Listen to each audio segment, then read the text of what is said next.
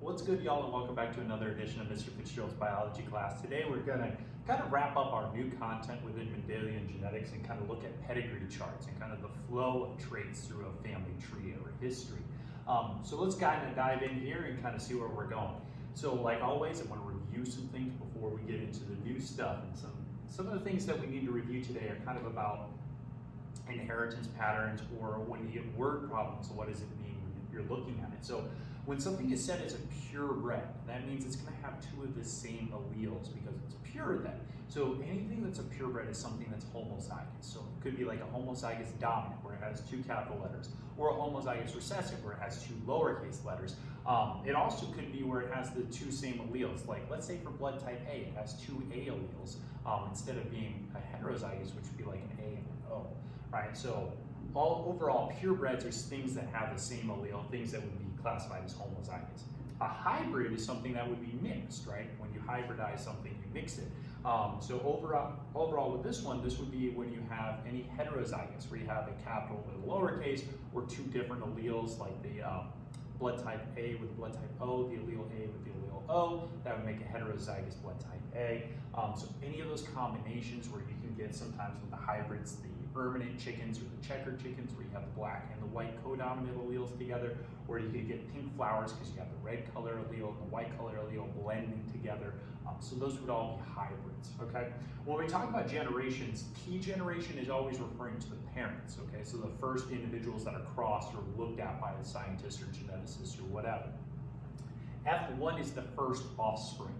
Okay, so F1 generation would be the result of the two P generation, the parents, crossing to make the first offspring.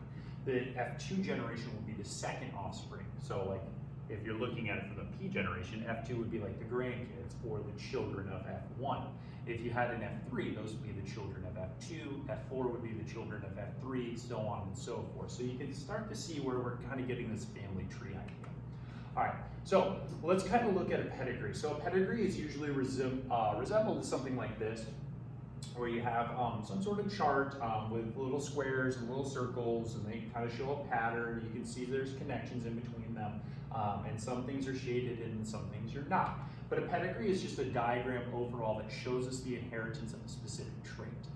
A lot of times these are used to show diseases being carried along, or things that are sex-linked traits as well. But every once in a while they'll throw in something where it's like for blue eye color, or something that is just not detrimental for the organism, just to see where it pops up or where it goes. So that way you can kind of watch the flow of the traits overall. And again, it's going to happen through several generations. Some of these, if you look up pedigrees online, type in pedigree charts, because otherwise you get dog food. But pedigree charts, you can actually find some really giant ones that are made that are kind of just interesting to look at, but we'll have nothing that intense in this class. So how do you read a pedigree? This is a very good thing to pause the video for and actually write down into your notes, so that way you have it as a reference guide. Now, some of this stuff will not actually show the way that it does on here. It's just kind of, this is a really clean, pretty easy way to follow it, and it's a good way of learning it, and then you'll have to kind of make some auto corrections in your head, and I'll talk about what those are in a minute. But the first key instinct, first key point I want to draw attention to is circles are females. Okay, so when we represent circles, there are females. Think about females have curves, so circles. All right. Males are squares. All right, they're jagged edged and kind of there they are. All right, so males are squares, females are circles. That's the big key to take away. So this mother would be represented by a circle here. The father would be represented by a square.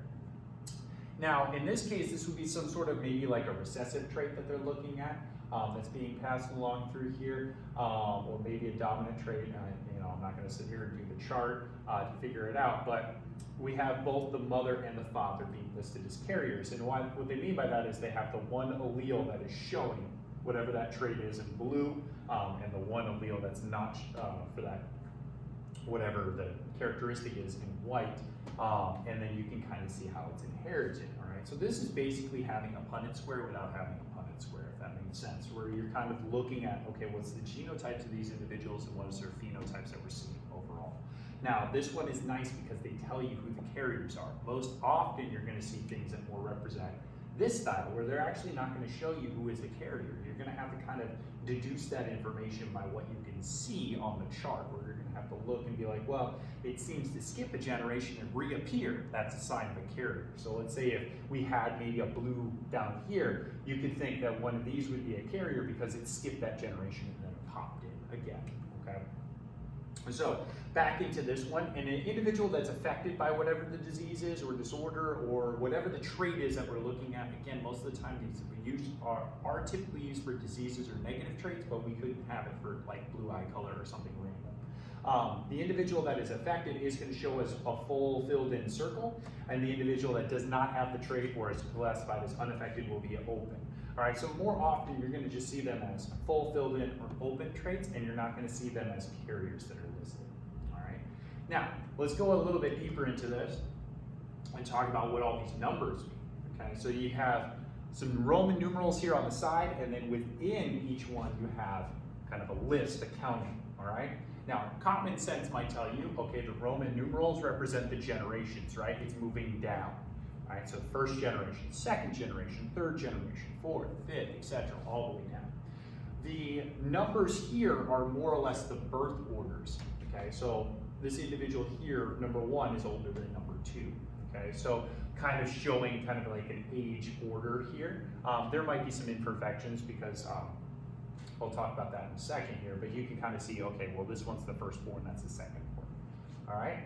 Now, these horizontal lines here, like this one up here, this one here, this one here, these mean marriages, okay? They're not siblings that hooked up, they're marriages. Notice how this one doesn't connect at the top, okay? So clearly this individual was married in. Same with this individual here, as well as this individual here. And the reason I know that is because they are not connected to the top. The ones that are connected through those branches, like this one goes all the way through, they got one child here, they had one child there, one child there, one child there, and one child here, all right? So those are all the children. If they attach downward, they're children. If they are horizontal, they're married couples, okay? Or reproducing couples, at least. All right, so these individuals were married or reproducing together, and there are their offspring, and that's their ages, okay? So there could be technically some discrepancies. Maybe this individual is actually older than this one, but for the sake of easy argument, you put the oldest son here because they're square, so that's a male. Oldest son and his wife, second oldest, and their spouse. This one's unmarried, so their genes kind of stay. Unmarried, so their genes stay, and this youngest born had a marriage as well. All right. Now, let's create our own pedigree. This is overall a big process to show that you know how to do it before you get to practice on the worksheets as well. So a man and a woman have 3 children, 2 boys and a girl.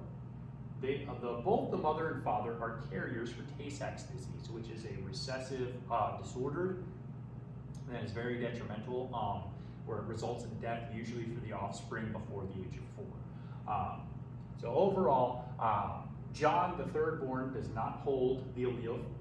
Their son Stephen is a carrier, and Jessica, the middle child, passes away with the disease before she's 4 years old. Okay? So I'm just gonna flip it so I have a little bit more space. We'll go ahead and draw this pedigree here, all right? So a man and a woman have 3 children, 2 boys and a girl. Okay, so we know that the mother and father are carriers. Now, I'm gonna put the father first because, you know, my father is older than my mother. I'm older than my wife. Most men typically are older than their spouses, although technically the mother could be older than the father. It doesn't matter which way in this example. We didn't tell you which one is next. All right, so we have mother and father. They're both carriers. Now, you could actually go ahead and draw it in as a little half square so you know that they're carriers, okay? Showing that they have the dominant allele and the recessive allele, and the recessive would be for Tay-Sachs disease, all right? So now we gotta kind of figure out which children go in what order. So we have 3 children, right? So I'm gonna make 3 bars down here. I have 2 boys and 1 girl. I know that overall I'm gonna have 2 boxes and 1 circle, okay? So let's figure out who is who. Okay, John, the third born, so he's gonna be over here, does not hold the allele for the disease. So I'm going to go ahead and draw John, and I'm going to leave him open because he does not even carry it. He is not affected. There he is. So I'm going to write John below it so that way you know who he is. All right, so he's clean. He's got nothing. Their son Stephen is a carrier. Okay, so we know Stephen's a carrier, but it doesn't tell us which order it came in. And Jessica, the middle child, all right, now I know where Jessica is, so I'm gonna draw a circle for Jessica. She passes away from the disease. So we go ahead and we fill her all the way in because she has the disease, she's affected by this recessive disorder, she has it, and unfortunately she does pass away. Okay, so this is Jessica. All right, and then now we know actually where Stephen is. Stephen's gonna be up here, he's gonna be a square because he's a boy. And then we're gonna go ahead and fill him in halfway because it says he is a carrier. So this would be the pedigree right here. We've got Stephen, Jessica, and John.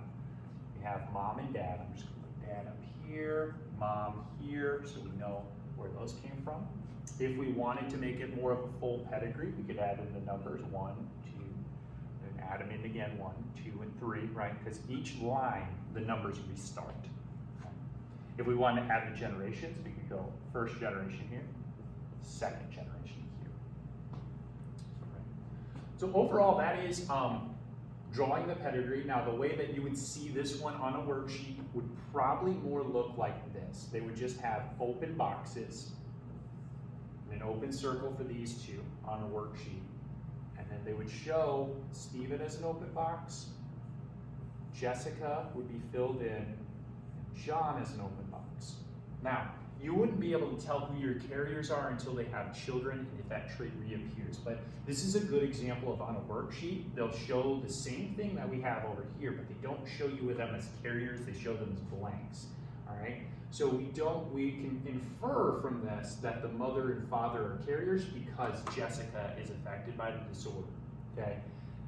We don't know if the sons will eventually be carriers. We are told that information in the question here, but overall, just looking at this picture the way it is, you don't necessarily know that. This is the only detriment to this, is they don't sometimes give you the half filled ins to kind of see. You just gotta look for the pattern of, does it reappear, does it disappear?